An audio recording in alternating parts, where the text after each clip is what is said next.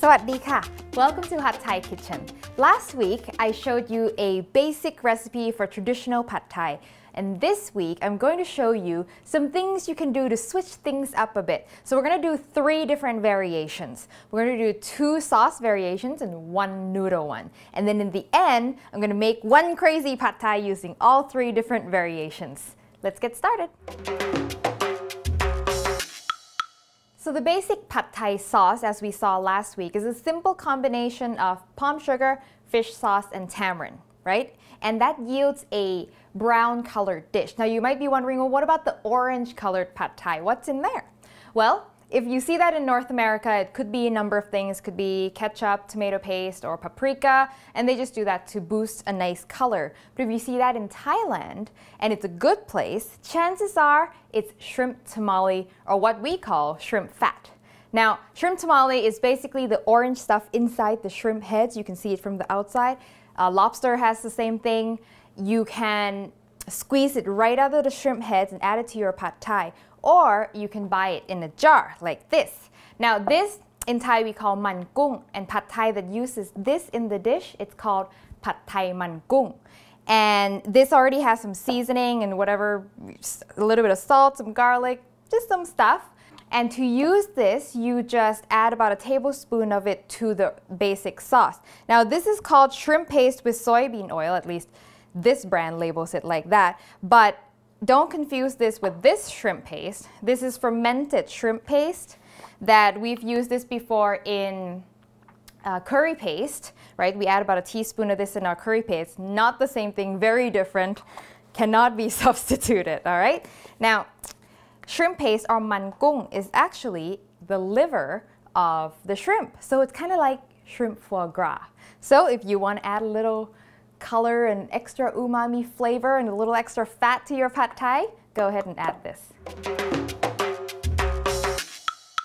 The second sauce variation is to add something called Sriracha, which is this guy, more commonly known as Sriracha, which is this guy. Now, this is the original hot sauce that was made in the town of Sriracha in Thailand.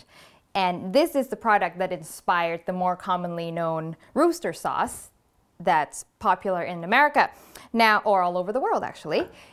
To add this, it'll add a little spiciness, add a little acidity. So when I incorporate this into my Pad Thai, I like to cut back a little bit on the tamarind. So maybe a tablespoon less of tamarind and then make up the difference in Sriracha. If you can't find this one, you can definitely use this one, but bear in mind that this is spicier, more acidic, and less sweet. So I tend to use a little less of this one. And of course you can always add this at the end, but it's definitely an option for you to add it to the sauce while you're making it.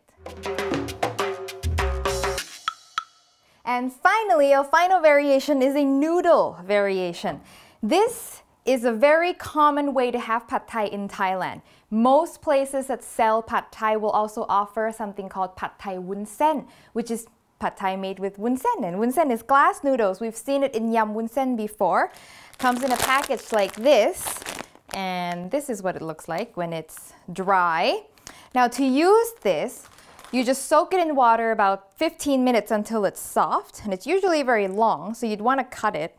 Don't cut it too short, but I usually want to cut it once or twice, just to, you know, so it's not so hard to eat. Drain it off. For the recipe that I gave you last week, you will only need 80 grams of it because it does expand a lot more. And now we're going to make a crazy batch of Pad Thai. I'm going to use all 3 things that we talked about. I'm going to use shrimp paste, Sriracha, and I'm also going to use vuon sen. Let's go see what that's like. The base of our sauce is the same as last week. We've got some palm sugar dissolved in water, fish sauce, but this time we're cutting back on the tamarind and making it up with Sriracha chili sauce. Add our shrimp tamalley, and it's ready to go. The cooking process is similar to the basic recipe, so let's just go through it quickly. You want to first cook your shrimp, set them aside, and then in the same pan we're going to cook some garlic, shallots, dried shrimp, sweet preserved radish, chili flakes, and pressed tofu. In goes our wunsen. And now is the part that's a bit different. You want to add a 1/4 cup of water and then the sauce. Keep tossing and turning until the glass noodles have absorbed all the sauce. Taste the noodles and see if they're still too chewy. If so, you can add a little more water at this point. Push the noodles over to one side and add the eggs. Scramble the eggs just slightly and then let them set a bit. Put the noodles on top of the eggs and let the eggs cook. And flip it up. Break the eggs up a bit and then add bean sprouts, garlic chives, and half of your peanuts. Mix it all up. And it's done. Okay, let's plate it. Now, believe it or not, I have never actually done this, all 3 variations, all in one dish, until now. So, I mean, I've done them separately, I've just never done it all together like this. So, you are witnessing my first time. So, we'll find out together how this is. I'm sure it's good. Just want to know how good. Yay! Okay, extra peanuts, extra chiles. Ooh, yes. Garnish, why not? A bunch of lime. Oh.